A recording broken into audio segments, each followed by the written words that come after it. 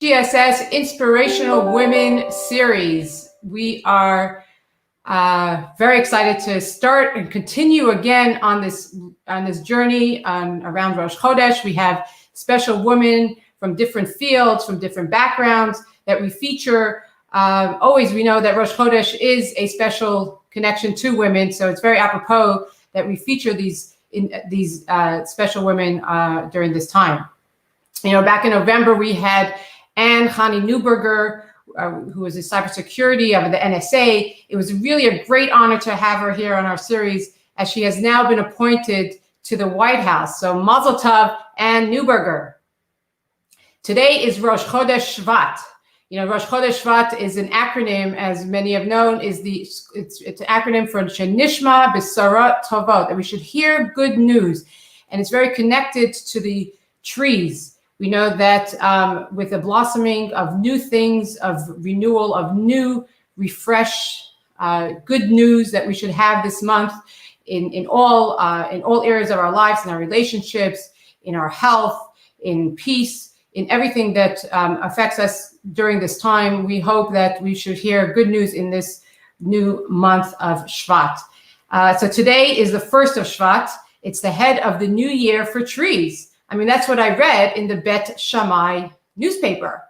Yet when I read the Bet Hillel newspaper, it said that it was the 15th of the month is the new year for trees, Rosh Chodesh Le'ilanot. So which one is it?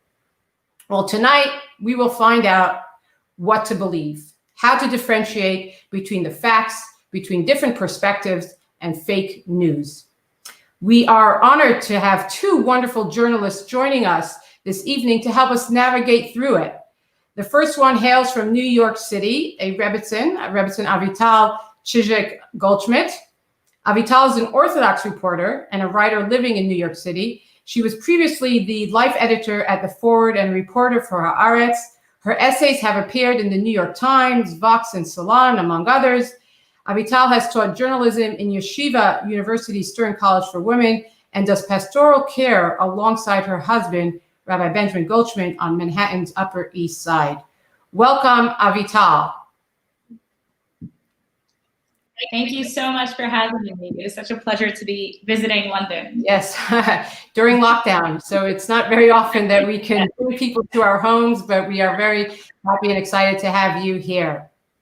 So Avital, it's actually quite interesting that you identify yourself as an Orthodox reporter, let alone a Rebbitzin. I can imagine that there could be some conflict between the two, between journalism and Rebbitzining. Tell us about that. Tell us about your journey, how you got to where you are. What's your background? Tell us who you are, because in this women's series, there's a lot of people, women that we bring on that people don't know.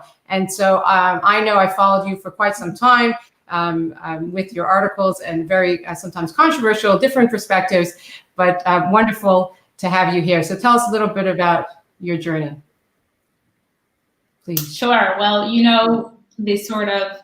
the very careful walk that a Rebbitzin must walk. So it's challenging, it's meaningful, it is always sort of demanding, I think, of me to really determine what my values are. A little bit about my background, where I come from, how I got into this.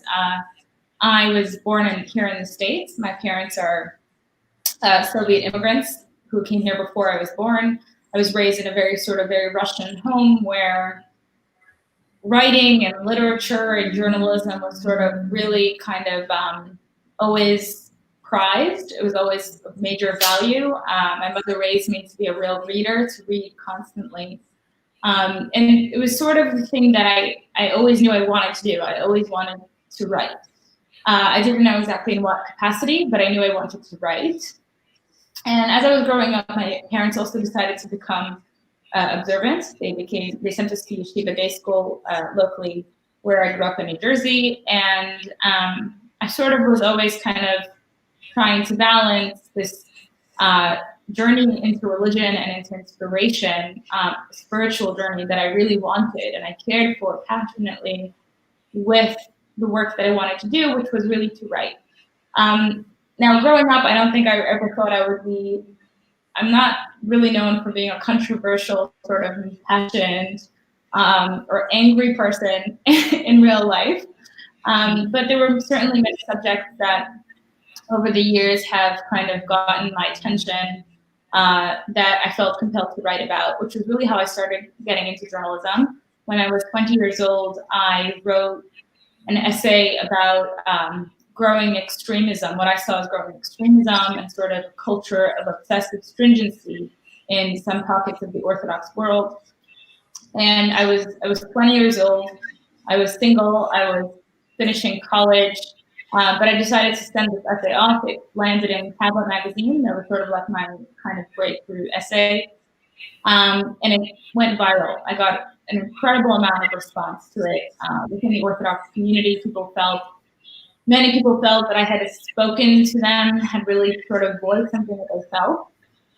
Some people were extremely offended that I would take something on this way. Why did you have to take it outside? You're airing our dirty laundry. You're never going to get married. Those sorts of things. Really strongly that this was my truth. I took a step back after that piece because it really overwhelmed me, the response.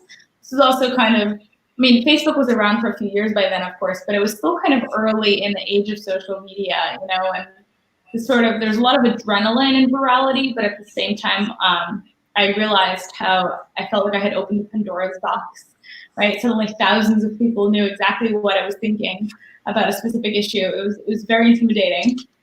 And so I took a step back a little bit, but then within a few months, I realized, okay, I can't really avoid writing. Like, this is really what I have to do. And I kept writing.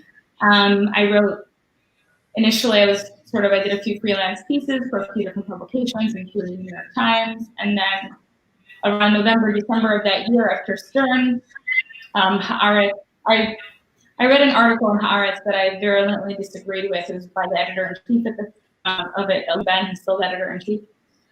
And I decided to write a letter to the editor, sort of, critiquing it. As an Orthodox journalist, I felt I had a different perspective on it.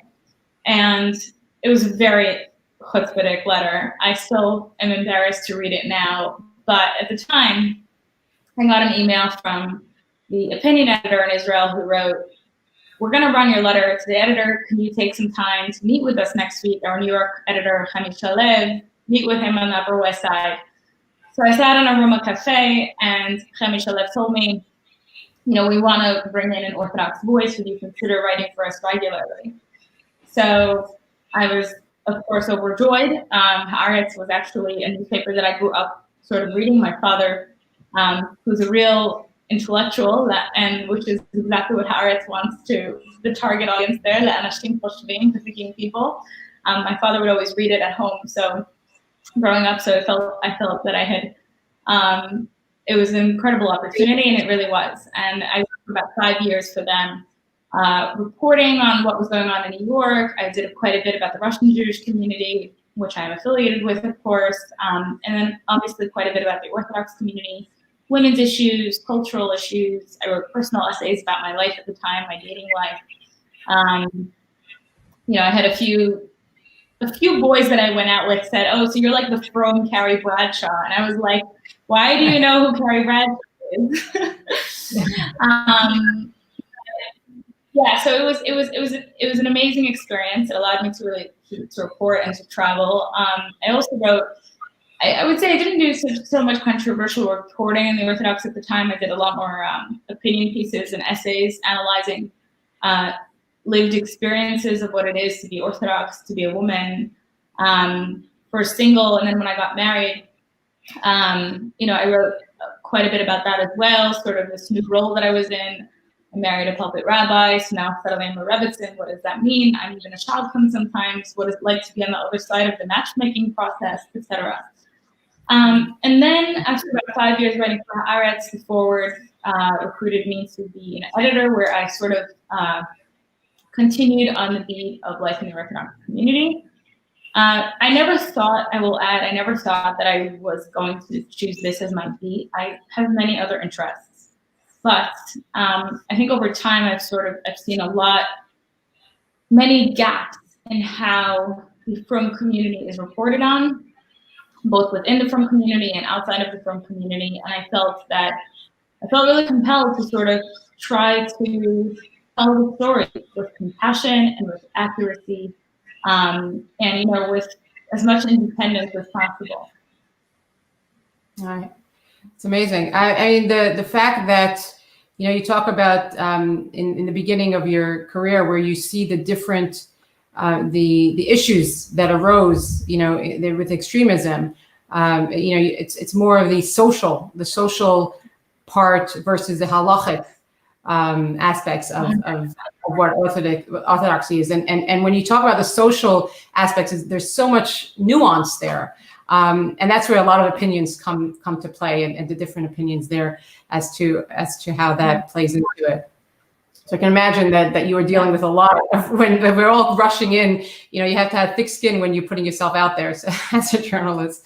So and it's funny because that thick skin is something that when I married my husband, I thought that, well, I have a thick skin from journalism, so being a Rebbitzin is going to be just fine. I figured it out by now.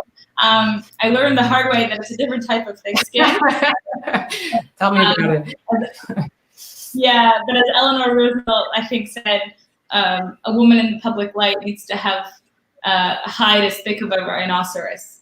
So I think of that often. Yeah. Well, that's a different conversation. Maybe we can leave for another time. But we're very honored to have as well with us as Francine Wolfish from the Jewish News, which is the greatest, the largest biggest Jewish newspaper. Fran is a features editor and a graduate from Stanford University with an MA in journalism. We welcome Fran. Thank you so much for joining us in this important and very relevant conversation. We have the American perspective here, and we'd love to hear the UK perspective on how are there differences, are there similarities in just general journalism before we go into the hot topic of what's real and what's not real now in the media. Sure. Well, thank you so much, first of all, for inviting me on tonight. And also thank you to Avatar for sharing your story about journalism. It was really interesting to hear that perspective too.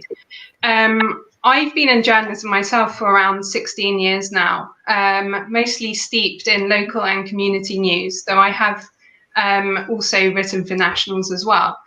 But I enjoy local and community news. I just want to put that out there first, because actually, and I think Avatar will agree with this, it's very important, especially at a time like now, and we'll come on to that later, to have a voice, to be able to give people a platform, to be able to highlight the issues that matter to them, that can often get lost amongst a more national agenda. And so that's why, for me, local news, community news is really important. And we're at a sort of a critical point at the moment, I feel, in terms of journalism, in trying to preserve those voices, preserve that platform. Just talking about my role at Jewish News, I'm the features editor there, but I do have experience in general news as well. So I often cross over between features and news. And what we've noticed is that there has been this sort of steady decline, unfortunately, and I think it's the same over in the US, of print journalism. Print journalism particularly is at huge threat, and has been probably the whole time that I've been in journalism, sort of like the coal miners of our age. And the reasons for that are sort of varied, but it often does come down to money, finances, and the way that businesses are structured. The way that papers used to be getting these steady advertising streams have all but dissipated. Property sections, for example, used to keep local papers going. That used to be their bread and butter. Now estate agents have gone online. We have Zoopla, we have Rightmove. Also, people used to pay for news. News was valued as a commodity. Now you can go online and get it for free. So these are all the challenges that newspapers are up against. And And, you know, I feel privileged to be working for a paper like Jewish News that does continue on despite these challenges. That, you know, that we strive to still put that voice out there to give people that platform. In terms of, you know, how we differ and how we're similar to the US, I'd say, yes, definitely in terms of our media models, they're quite similar. The same financial struggles that we have here in community newspapers or newspapers at large are probably the same in the States. And there's also been this general trend as well towards news going online, becoming free, people demanding more for free. And it, you know, somewhere in the middle of it all, we are businesses. We have to generate money somehow. So yeah, I would say, you know, we are definitely, as I said, at a critical point right now for our news, and we have to think very carefully about how we protect that institution, because without a newspaper, without verified news, without journalists who are investigating and questioning and holding institutions to account, what are we left with? We are left with social media, rumor, conspiracy theories, and obviously we'll come on to that in our next section.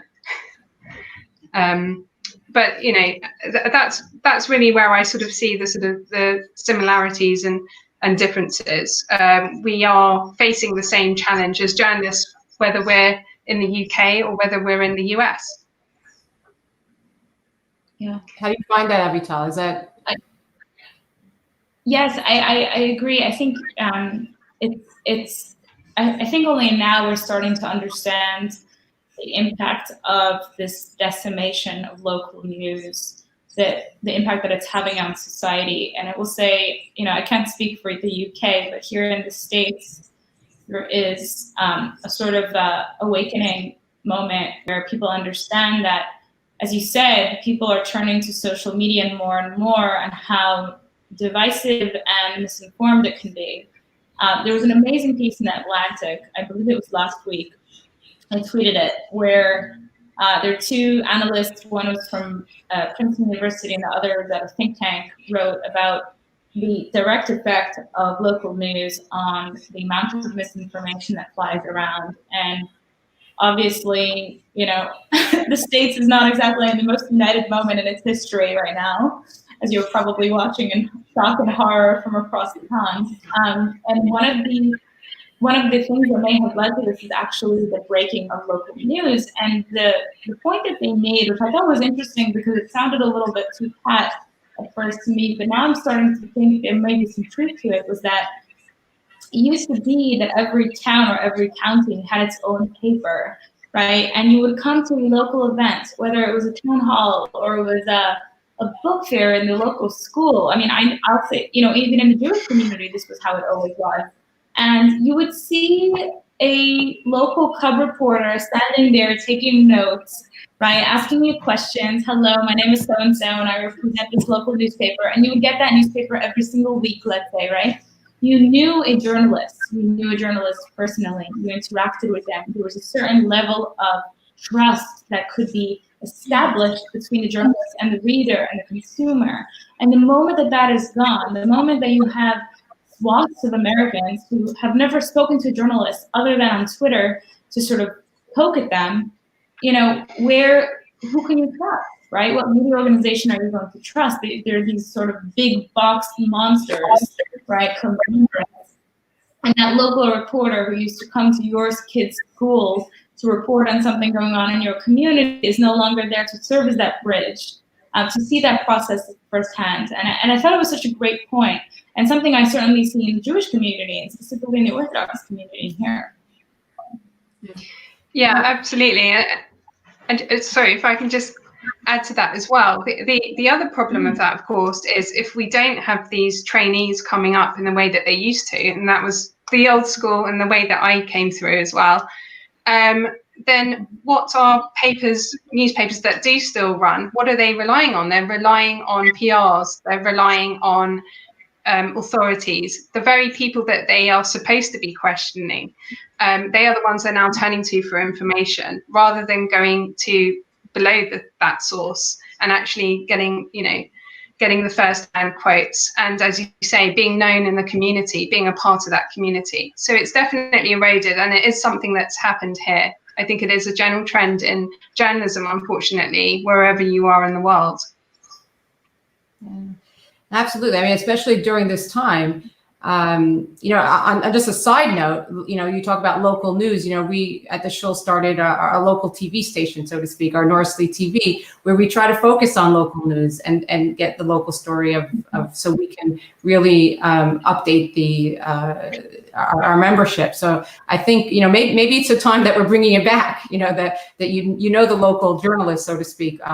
Obviously on a very amateur level, but it's just interesting, as I heard you talking about that local perspective is really what we brought to the community. But I think even more so now with the pandemic, and we see this across the world, across the board, with the WhatsApp messages and the social media out there, and people just forwarding it on, and they don't know what to believe anymore. Is it real? Is it not real? And this is what this doctor said, and this is what this nurse said. They're in this, right near in the ICU, and this is what we're dealing with, and this is what you should be doing to beat the pandemic. How do you know what's real and what's not? I mean, and that's really, I think, the crux of what's going on now. And even you talk about reliable sources, right? I mean, they say that I think Francine, you mentioned offline that there was a recent article in the Guardian that turned out to be fraudulent. That it wasn't a real story, and that they published, and and that's something that we should have, that we were hoping to rely on, right, on the professionals. So how can we differentiate? What do we do as consumers to be able to know what's real and what's not? So I don't know who wants to. France, if you want to go ahead. Well, just to sort of start off on that point, I'll begin by saying, even with all my training and my apparent nose for news, as we would say, I got completely duped. At the beginning of this pandemic, there was an email going around. I don't know if you received it, probably, purporting to be from a Stanford professor. Obviously, I went to Stanford. I was like, oh, it must be true. I completely bought into it. It was forwarded by someone I knew, and it started off with someone we know who knows someone who knows someone, which became a trend as the weeks went on. This doctor gave this whole long spiel about if you want to test yourself for COVID, all you have to do is take a deep breath in and hold your breath for 30 seconds. And the amount of people that week that I saw going around holding their breath and just trying to test out if they actually had COVID or not, it was absolutely ridiculous. Now, obviously, this email turned out to be complete and utter spam, completely fake, but everyone was passing it on at the beginning. Everyone thought it was true. It was, it was signed off by a doctor at a prestigious university. It must be true. No one took the time, myself included, to actually drill into this, look into it, look up who this person was, find out, are they actually a doctor at that hospital? Is any of this plausible? And by the time that it came out that actually this is completely, utterly fake, how many people had it reached? And had all those people actually got the update that this was not real? So even people who are supposedly trained in spotting fake news can fall for fake news. I just wanted to sort of start off with that. But I had a couple of examples here as well. Just even before COVID came along, there was the measles outbreak. I believe there was quite a bad measles outbreak in America as well, and that's why I particularly chose this example. But there was huge amounts of, particularly in the ultra-Orthodox communities, unfortunately, both in upper state New York, I think, and also in Hackney and Haringey in London, huge amounts of measles just going up and up and up. And it turned out that people were not taking up the MMR, they were not having vaccinations against measles because there was a report going around that it caused autism and that it contained cells from aborted human fetuses. this was what was going around, and people believed it. And this is the problem when you have when you're essentially trying to fight a rumor with fact. It's very difficult, first of all, to tear that rumor apart, but also to get the information out to absolutely everyone who needs to know that this is fake. And if you're talking about communities that unfortunately do not have access to the internet, where a lot of this information is disseminated, or they are not reading newspapers, then they're not going to be able to get the information. And that's just one example of how damaging fake news can actually be. But just to go, more sort of recently, I think Rabbi Yosef Mizrahi, who is a controversial name, he was telling his huge online following, again, he wasn't telling them to hold their breath, but something similar. He was telling them to use a hairdryer and blow the hot air down your throat for 5 minutes twice a day, and that will keep coronavirus away. So someone who's got absolutely no medical training whatsoever is telling thousands of people that this is the way to tackle coronavirus. And we did write a story about that, but of course the people that we were writing this story for, our audience, were not the same audience that Rabbi Mizrahi was addressing. And that in itself also has problems. Again, when you're dispelling fake news, you really want to be trying to get it to the people who are believing this fake in that place. And I'll just give you one more example. Just recently, and I think we did mention this one offline, we at the Jewish News got a little bit duped ourselves. We received this flyer, which purported to be from the Orthodox Union with all the sort of tier 4 restrictions. But what was unusual about it was you take a tier 4 restriction and they had basically written the complete opposite. So they were saying that simchas were allowed and that you could go ahead and have a kiddush in a shul after the service, and that you can go anywhere you need to go or any activity you want to do on the grounds of mental health. Now, looking at it on the surface of it, it seemed quite plausible that this could have been something that an authority had written. And it did look quite official, and it had been signed off and all of that stuff.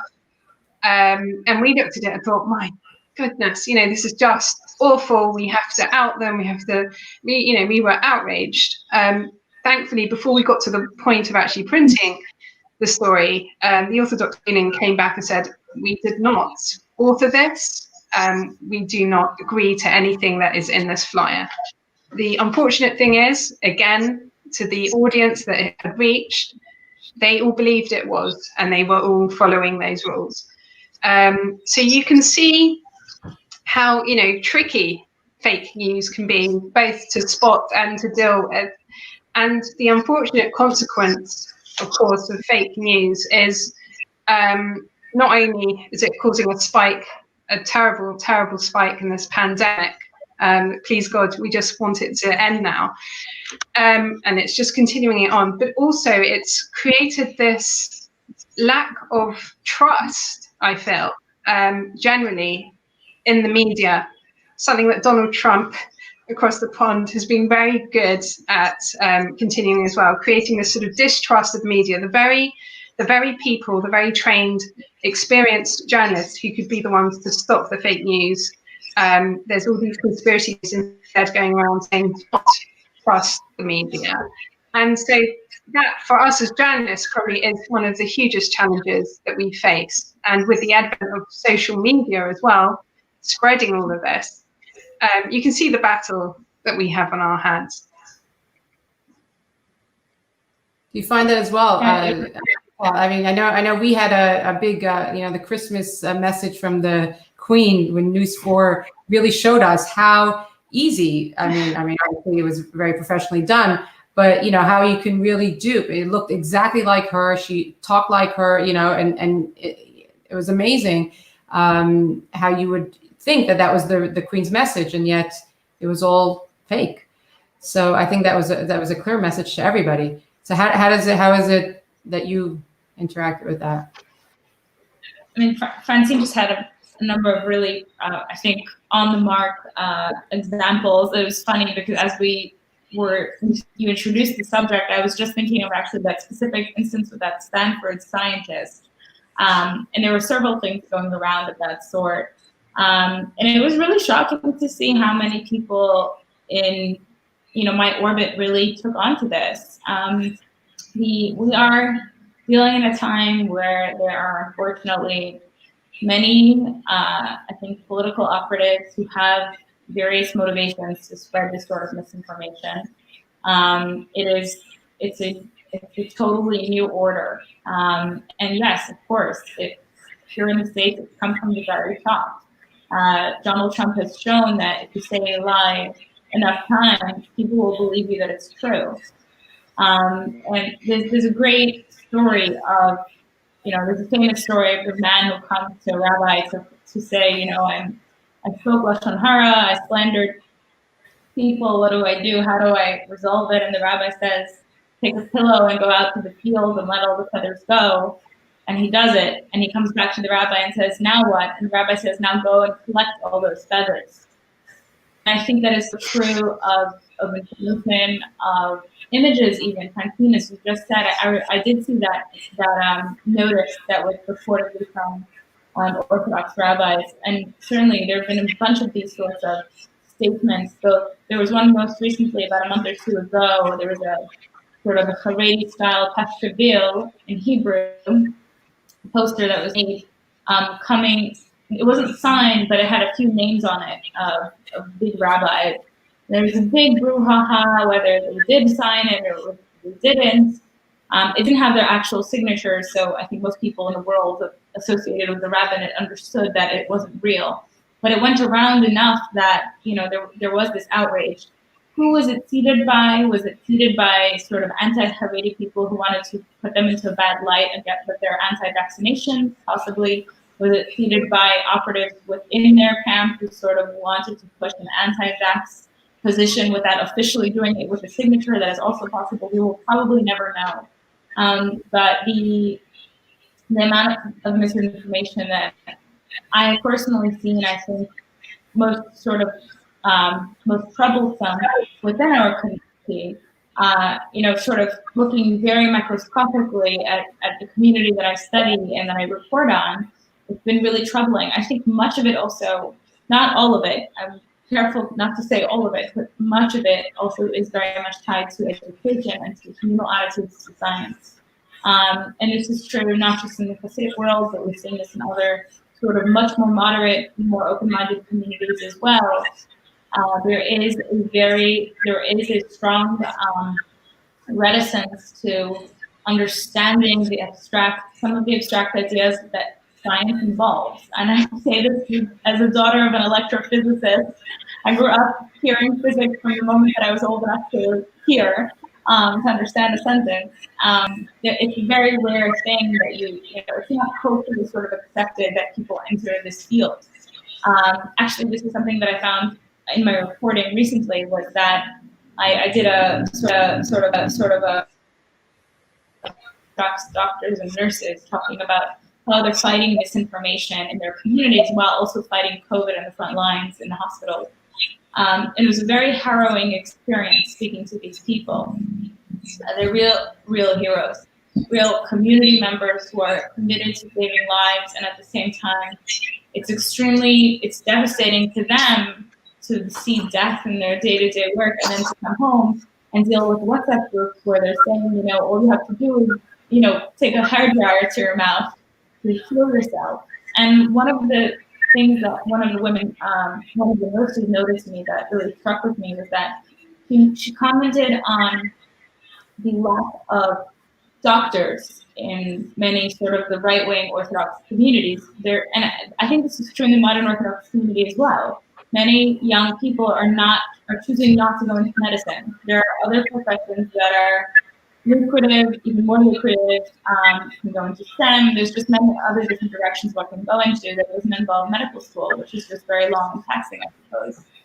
So, which is understandable when you're dealing with an Orthodox community. If you're married at 21 and by the age of 30 you have 44 children, you don't have time for all the years and the amount of debt that is involved in American medical school. So this, she alleged that this actually is also contribute to the lack of, to the power that misinformation has had specifically in public health in the community in this past year. Which actually was interesting because it relates to the point I just made earlier about journalists, right? You don't have a local journalist in your community, you're less likely to believe in media. You don't have a doctor in your community, you're less likely to believe in or to understand something that a public health expert is encouraging one to do, right?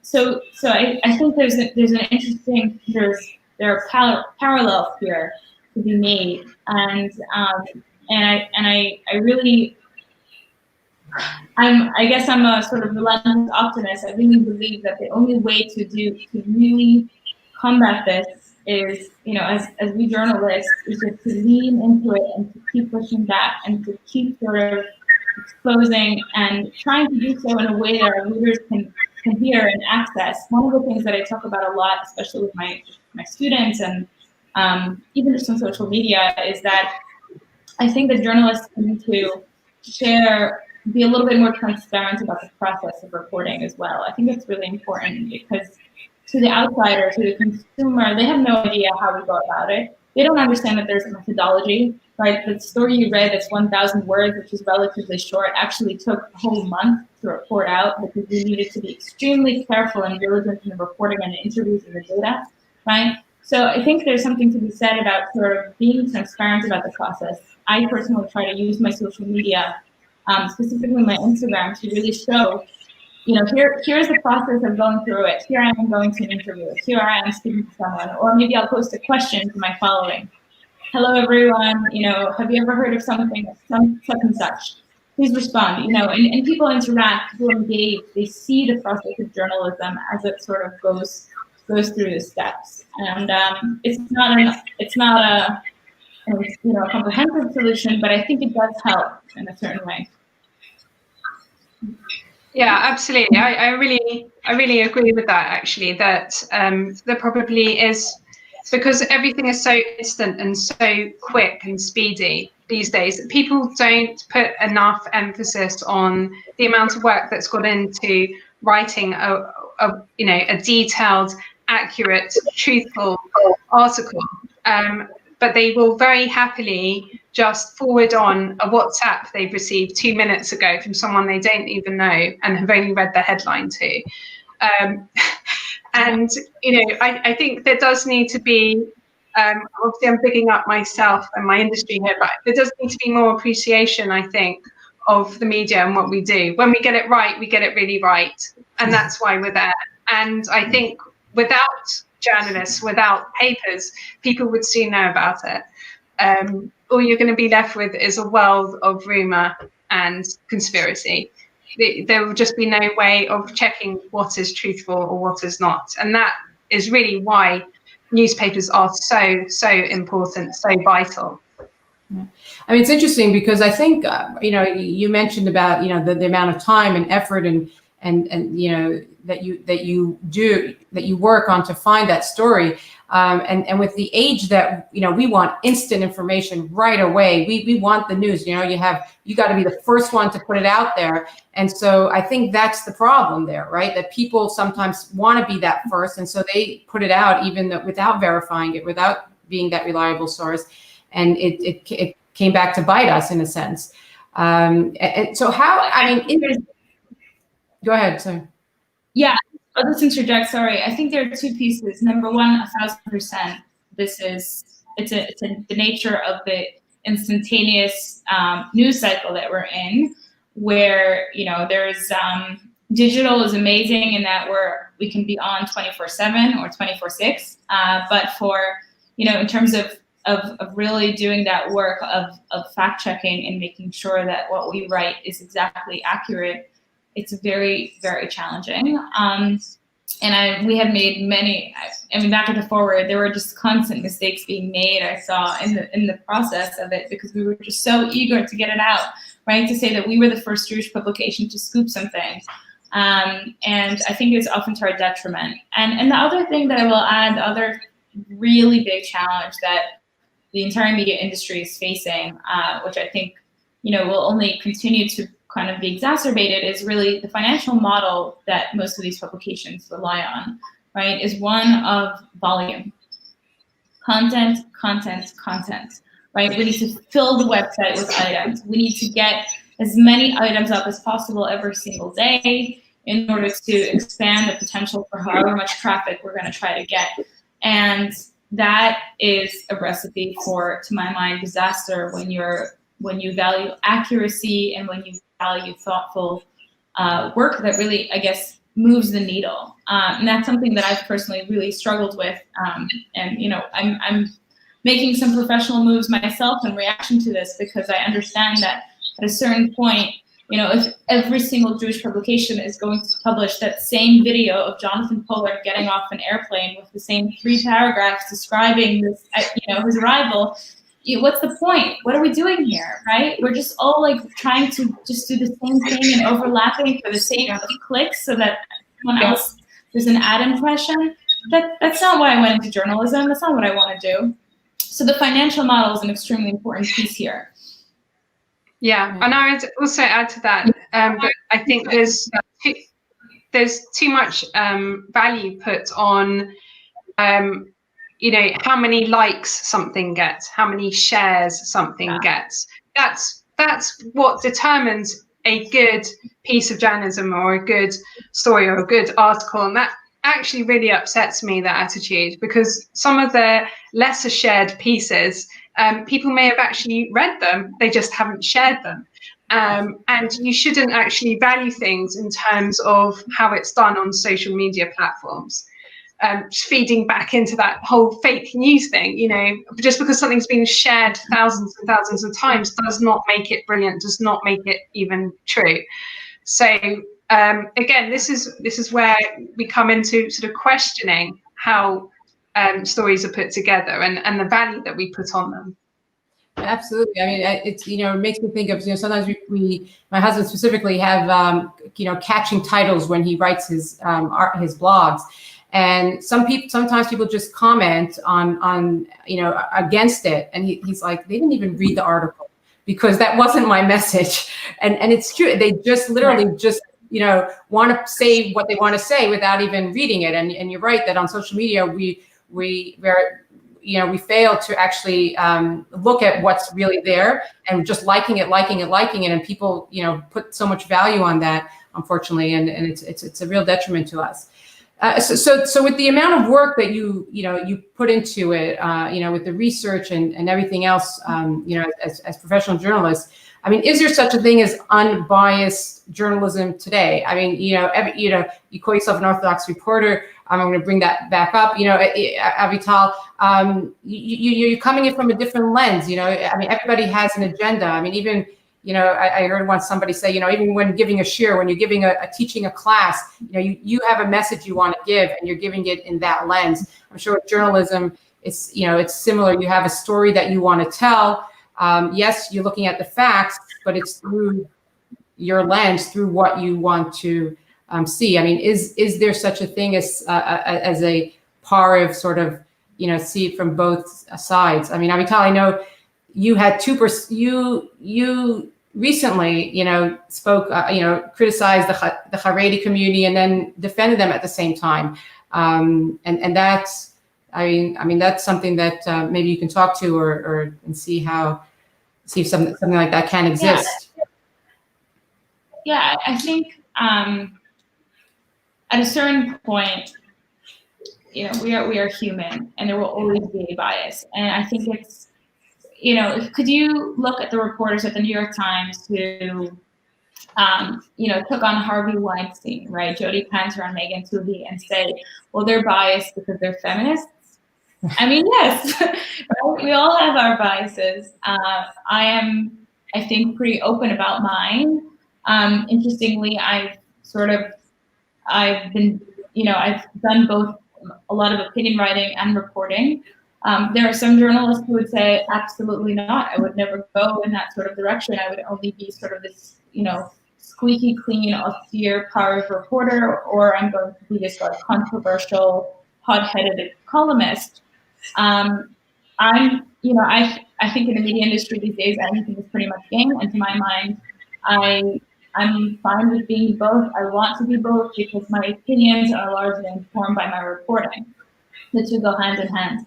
So certainly there's a bias just in the selection of stories, right? If I'm selecting stories on, choosing to shine a light on one thing rather than another, that one could argue is a bias in itself, right? And there's a reason for why I am pursuing a story that is, sort of maybe, let's say, critical rather than another puff piece on someone. That's the reality of journalism, I think, and that it doesn't bother me as long as one is upfront, sort of. I think my readers know me quite well by now. Many of them follow me on social media. They know where I stand on things, and I lean into it. I lean into it. As an Orthodox, to your first question about being an Orthodox journalist, my biases, for sure. I think, in a way, they inform my view much better. I have a different perspective than a secular Jewish journalist who comes, my former colleagues at the Forward. For example, there was always debate about how does one deal with anonymity in sourcing in the Haredi community. So for an editor or a reporter coming from outside, there's this sort of like, well, that's not real. If there's no name, we can't go with it. It's not legitimate. We need the name, we need a show. And for me, as an Orthodox Jew, who very well and very intimately, I know the cost of speaking up, right? And I've chosen this life, but there are many people who don't want to lead this life, who are not interested in their children's school acceptances being hinged on a quote of theirs in the newspaper. So it's not worth it. And if you really want to get a story, and if you really want to get the right voices, and if you trust the reporter who's doing the work and sourcing and verifying the sources, I believe that there is room for anonymity in sourcing in the Haredi community in particular. One cannot compare living in this community with its rigidity and with its limitations with someone living in a different universe, in a more of a secular, liberal universe. And there are beautiful reasons for choosing to live an Orthodox life, one which I understand very well, because I feel chosen it. But there are costs, and one has to be sensitive to that. And when one isn't, and that's just an example of how bias can inform, I think, and I think do better journalism, right? Because when I'm getting a Hasidic father in Williamsburg talking to me about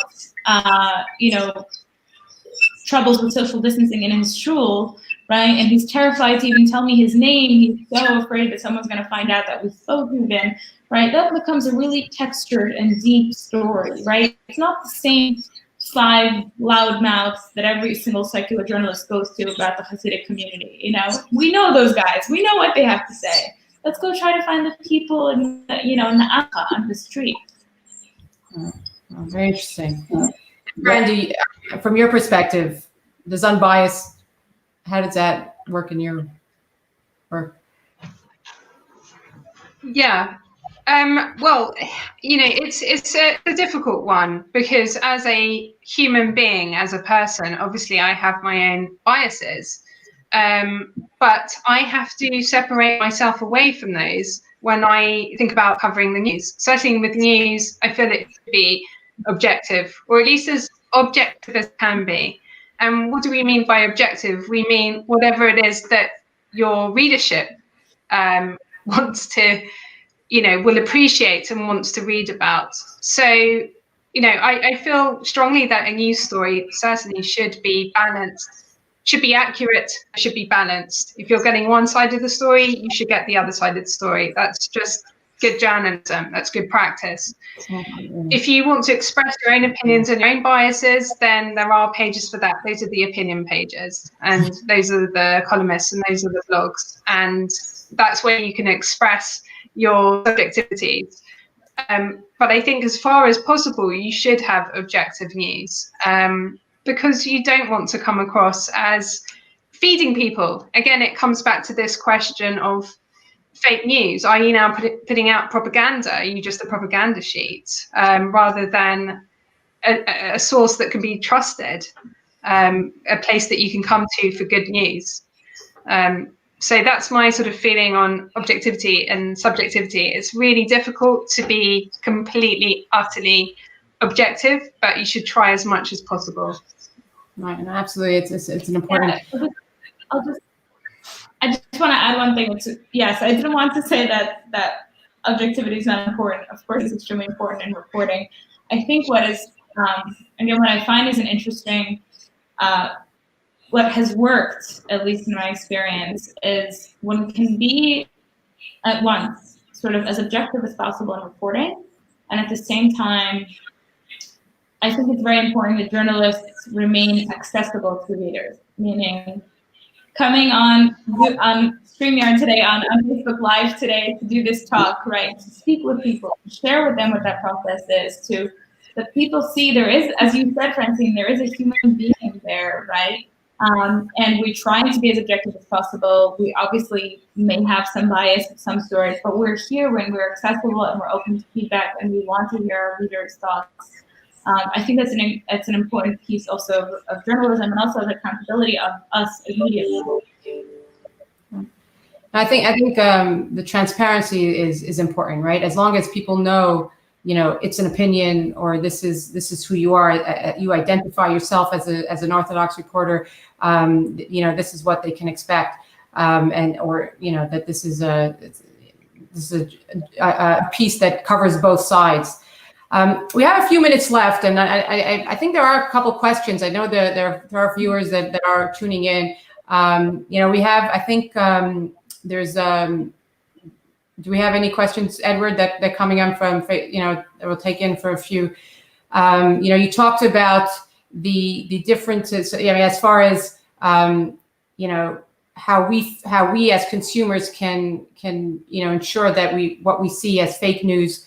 You talked about your perspective as a journalist, what you can do, what you do, and how you can inform the audience on how to ensure that you're doing what you are supposed to be doing, that it is indeed accurate. But as from the other end, from the consumer end, how do we know? What can we do to ensure that this is something that's real? Is there something? Well, the number one thing: be more questioning. Be more questioning. Don't be so hasty to press forward and copy and paste and click.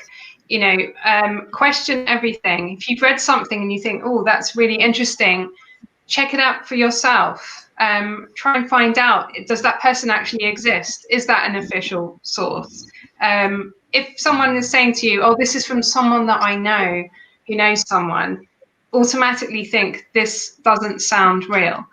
There's a number of things that are sort of red flags with the kind of fake news that's coming out.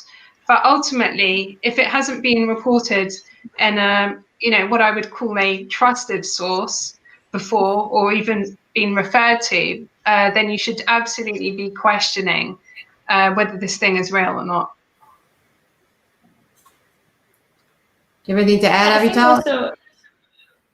I'll just add briefly. I think also there's just getting to know a publication is extremely important. If you have never heard of this website before, right, and your great aunt sends it to you, where this website describes very disturbing new conspiracy that we have now uncovered, right?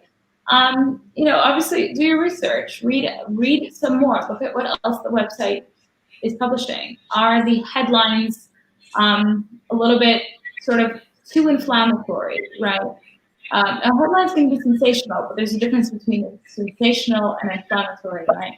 The types of images that are being used. There are a lot of red flags as to what will usually sort of should alert you to this being a fake news site. Of course, there are some that are a little bit more incisive, but I think overall, there are some pretty sort of standard cues as to what constitutes as reliable and what does not. But it is really difficult. It is really difficult because you will find that there are journalists affiliated with some of these websites who have very large followings on, say, Twitter, and they look legit. They look real, and they're very obviously engaged in the work of what I would describe as bad fiction writing rather than journalism. So it's really very challenging. But I think that media literacy is an extremely important skill that we should be teaching from a very early age. This should be something incorporated in our schools, starting in elementary school. I've been seeing some interesting sort of movements to push this forward policy-wise, but this is something I think that we will be facing for many years to come, and we really need to prepare the next generation and how to deal with it. Oh, absolutely. Yeah, no, I think you know, the coronavirus has definitely made it more challenging. You know, the fact that all these news, right? I mean, it probably wasn't as intense as it is now. I guess as well as social media being, you know, blown up and everything is so accessible now. So that probably was an additional challenge to you guys. It is. It's just also global. You know, I can receive a WhatsApp in London and send it to my friend who lives in California, and she can forward it on to someone who's in Australia. And literally within the space of an hour, we could be covering the whole globe. Wow. Social media has made this kind of stuff so much more accessible and so much faster. It's almost hard for journalists to catch up with it. Before you know it, it's just out there. And so we are often playing catch up and doing a response or trying to say, actually, that's not true, rather than being proactive and saying, we've got this first and this is not true. That's, I think, one of the biggest challenges. Right. You find that as well, Avital?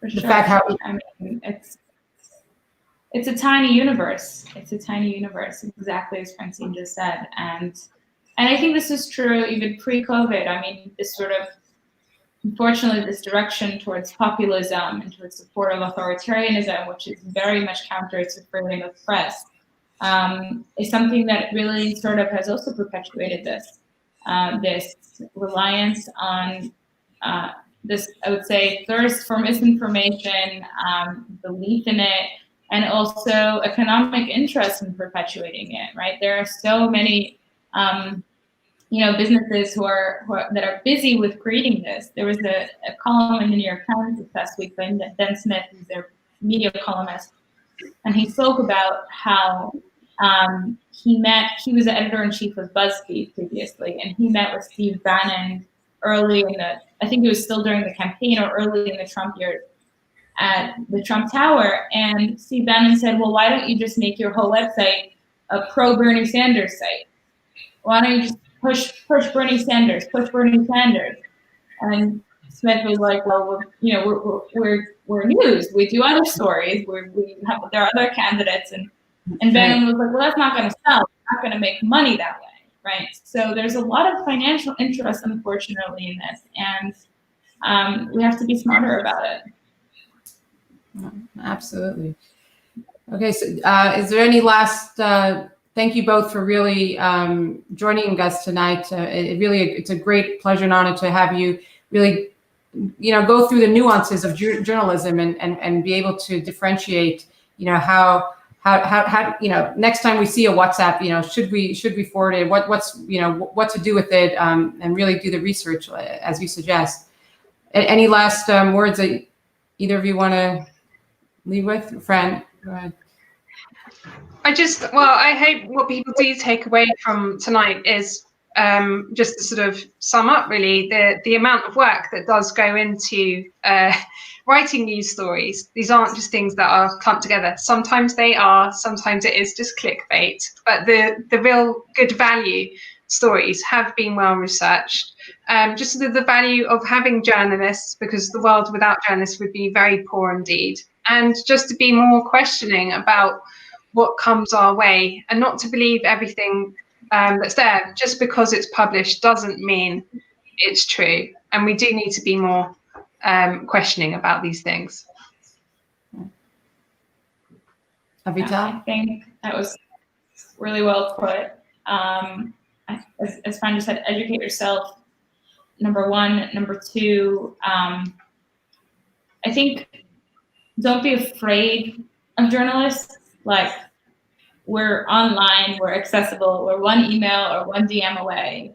I think so many of my conversations online with readers and consumers has opened my eyes to different takes on things, has also brought in many tips, many story ideas. So, just don't be afraid to engage. I think that's really important. We need more engagement. It will be the only way that we kind of get through this, I think, difficult time. My email is avital.chizik@gmail.com. I really stand by what I just said. You all have my email right now. And yeah, I think just as Fran said, realize how much work goes into this. We're certainly not in this for the money, I'll tell you that one. And yeah, and to me, I'll just add on a personal note, journalism is very much writing is very much a sort of spiritual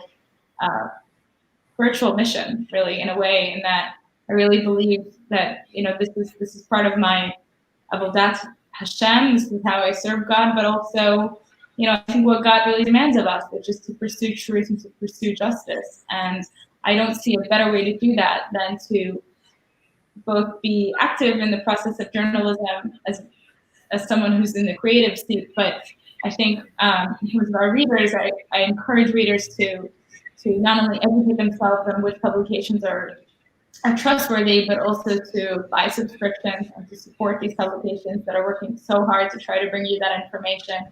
If you have a business and you have a small advertising budget, please invest in local publications. I think this is really essential. Yeah. Well, thank you very much. I think definitely you left us food for thought.